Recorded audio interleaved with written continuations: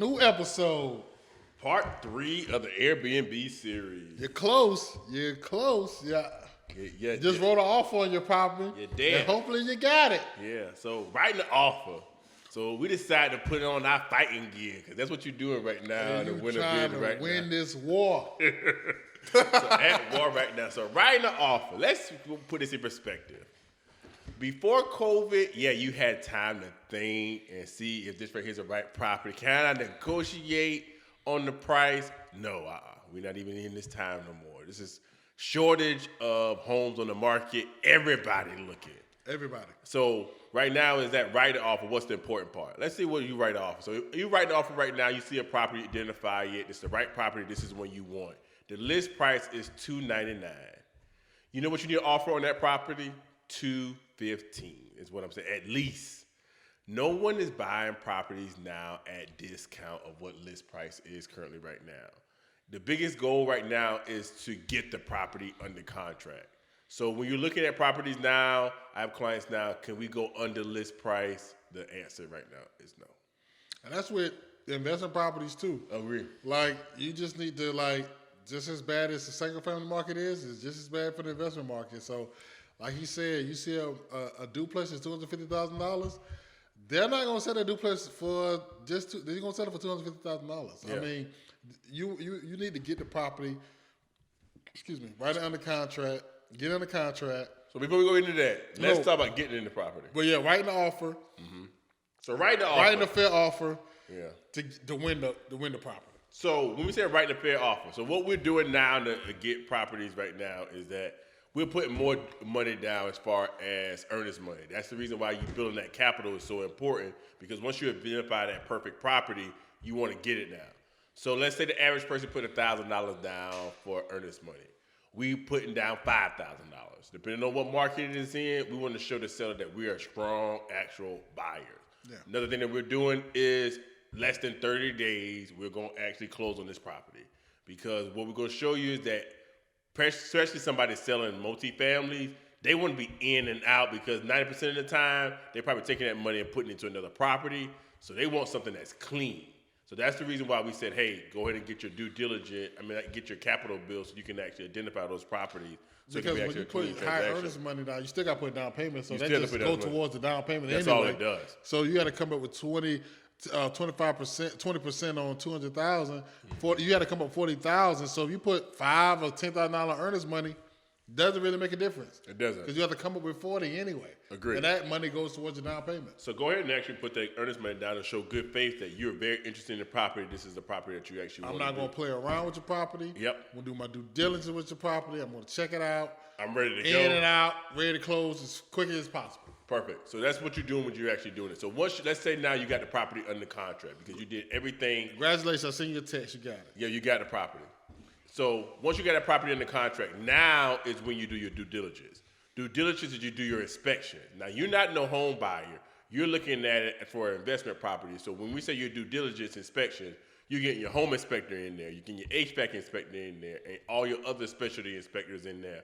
On top of that, you're getting your contractor that's going to actually be doing the work. So building that team to make sure that they actually communicate is very important. So you bring your contractor in there to identify what kind of upgrades you're going to make to this property, what deferred maintenance and major issues you have with this property, and figuring out what that timeline is. I'm even bringing my interior designer in there too as well, because what you want to identify, being that you're an investor, is what your budget is. What can you afford? What do you need now? Now, the biggest thing right now is making sure you identify what you actually need now as far as HVAC system, roofing.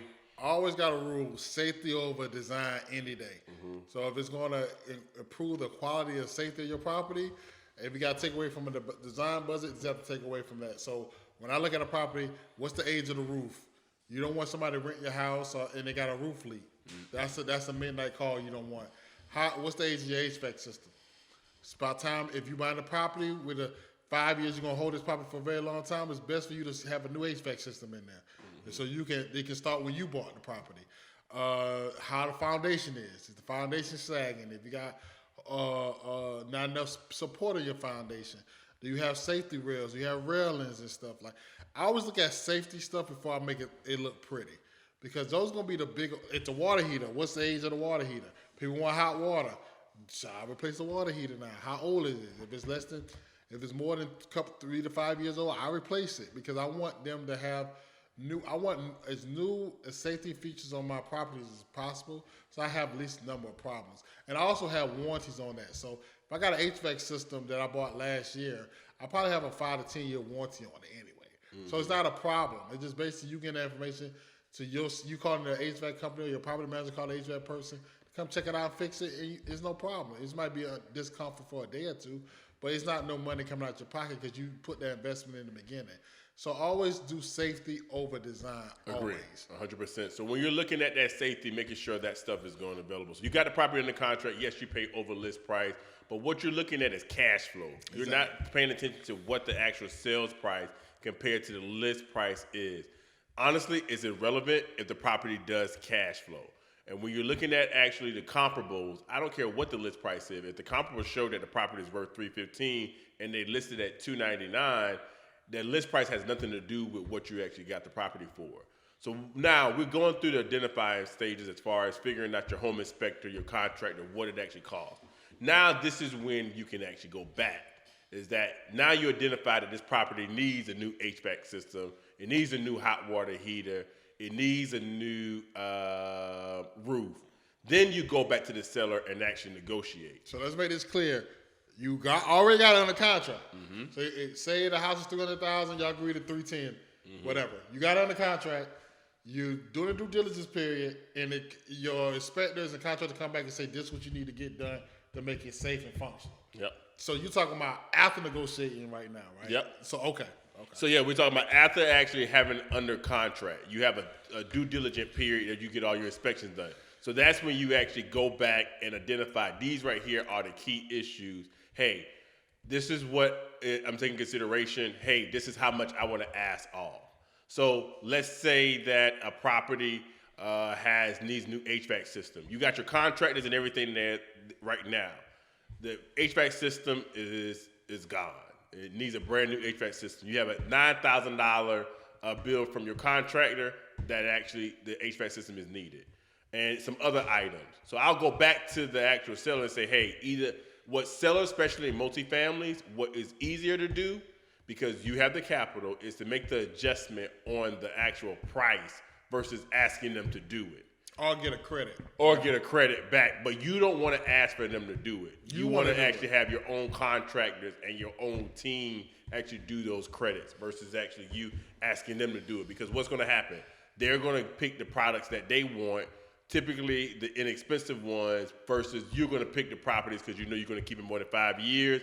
So you'll pay the extra $200 or $300 for architectural shingles over 3-tab shingles.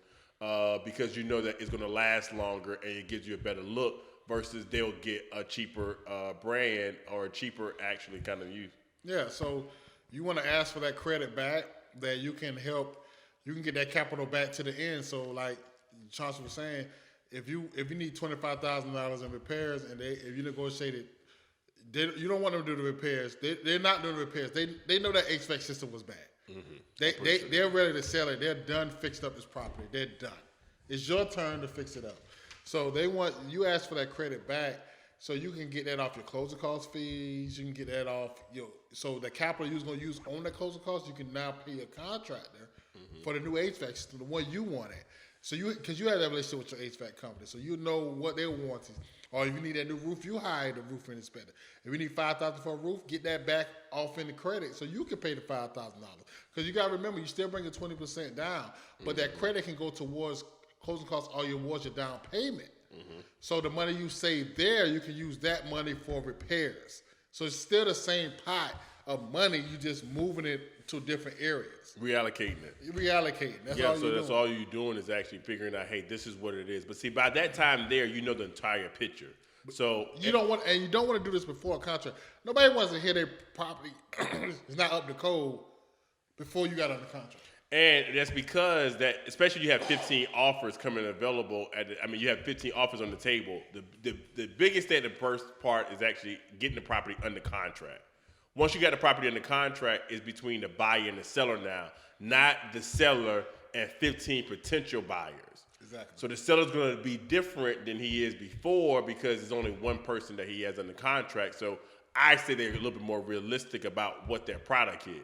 And so what you're doing is that you're not taking advantage of everything. Is that you're doing your due diligence. You got your whole team out there actually telling you what the problems that they see currently in the property. You're using based off that knowledge to actually go back to the seller and negotiate additional terms on there. Yeah, because you got professionals. You don't have your mom or your dad or your Everyone's uncle. licensed. Mm-hmm. Everybody's licensed. A company telling you this stuff. So you can actually show proof. Hey, look at our home inspection. Look at our HVAC inspection. We didn't know these problems. We didn't have this in our budget when we offered you this price point. Exactly. We thought everything was good. Yeah, and because you're not a professional. That's why you hire the professionals. That's why getting your team together and making sure you have those things. You need at least have the realtor, at least have a home inspector, at least have an HVAC inspector, and at least have a contractor. Those are like at a minimum. You need to have those people right there as your team because what they are operating as is your advisory board. You know exactly how much it would take from your contractor to get from A to Z as far as deferred maintenance and what you need to do in order to put your property up for Airbnb and furniture. Furniture is expensive. So that's why we have an interior designer that they have a budget. They come in and say, hey, this is how much per bed is going to cost. This is how much dresser is going to cost. This is how much couch is going to cost. We have all that into place. So when we're looking at it, you're not looking at one sector. You're looking at the whole entire picture because, again, you're the investor. So you need to know exactly the whole entire picture and figure out how you're going to navigate that capital that you have in order to accomplish the goal is to get it on the site and actually start your rental. Yeah, because your pot is not bigger. You started with $25,000, $30,000, and the bank's not going to give you all the money you need. I mean, sometimes you have to come out of pocket, like Chauncey said, for furniture, for Airbnb, furniture, decor, and all that kind of stuff. So you got to need to know your whole total budget. And going into it, and like you said, an interior design person who understand your vision, understand your budget. Exactly. I had to train my interior designer about, hey, I know that's look pretty, but that don't add any home value to it right now. So we don't need that. That's on my wish list. That's not on my needs list. It's a difference. Agreed. So like, you don't want to go to Kirkland's or these decorating stores and this picture $500 to put in your investment. No, you can get some $40 pictures. That look just as good. Just as good, and just keep you on your budget. You gotta remember, investment, not personal. Exactly. Investment. When you go to hotel rooms, you don't even care about decor in the hotel room. You don't like, oh my God, that picture right there. I pay extra $20 to stay in this room because no. You just got a wall decor up there just for decoration. So that's what my thing is that for when you initially start, you might be the interior decorator. Oh, most definitely. Yeah. So you go in there. So I'm not going to Pier 1 or your higher end stores. If I am going there, I'm going straight to the discount rack. Yeah, I'm going to Nick and hit and return area. Exactly. The back end, they got a little scratch on the back post of the bed frame. Now it's $250. Because it got a scratch on it. Exactly. I'm getting that. So that's what I'm looking at. So I am. I remember in one Airbnb, it was very I was unsure about it. That I got a van, and from that van, I went to the Salvation Army places because they got some nice stuff in Salvation Army places. You laughing, but I had some nice stuff in there. Praise God, we didn't get no bad review. With a goodwill. So at that time, I had about $500 to $1,000. That's all I had. So I had to do what I had to do to get to where I need to go. So I went to every place. Salvation Army. One day I spent the whole entire day going from Salvation Army, Goodwill, any of those stores like that right there to get some of this property. And I went to a place that most people don't even go. I went to Rose's. Oh yeah, go to those places. Yard sale. Yeah, ask the family. Hey, send a group text. Yeah, Everybody get rid of some furniture right now. I'll haul away for it. Yeah, get it. Hey, I got my garage is full of washing and dryers and dishwashers in there right now. No cars in there right now. There's dishwashers and washing machines and stuff like that. So what you're doing is that I can identify something good regardless of where I'm at. Just because you go into a high-end store, you can always get something bad. That's like people buy high-end stuff. Just because it's high-end doesn't mean it's nice. I could go there and say, hey, this right here, low-end, I can figure out what is a good product, like this right here, good bed. I know it's probably here, but I know it's a good bed. It got a dang a scratch on it. As long as the scratch is covered, or I purchased a refrigerator that had a ding on the front. So what I did, I just put a nice old cover, a sticker on the front of it, and it said "Welcome Home." Yeah. And you think that it said "Welcome Home," but no, you pull that sticker up, then you'll see that it might be a ding there. But if I say $600, I went to Big Lots. Yep, Big Lots got some good furniture in there. It does. And then usually they got rewards. You sign up for rewards, email, you get 15% off, up to $500. That's what I said. So You gotta do what you gotta do. Amazon. I go on Amazon too. Like right now, we're purchasing our beds, foam mattress. We was getting regular mattresses, paying double the price for them. But the foam mattress actually sleep just as good as the regular thing. So what you're doing is you're using your budget. This is what the budget that we have. This is how much we're going to do. We're going to do the safety stuff first, and then if the safety stuff is more expensive than what the initial budget is, we have to reallocate our other stuff. We're still going to get nice quality stuff because you don't want to compromise that, but we're going to actually provide properties that have, like, you're going to have that, it's going to be a balance in between it. So, because your goal, you got to get to that first 12 months.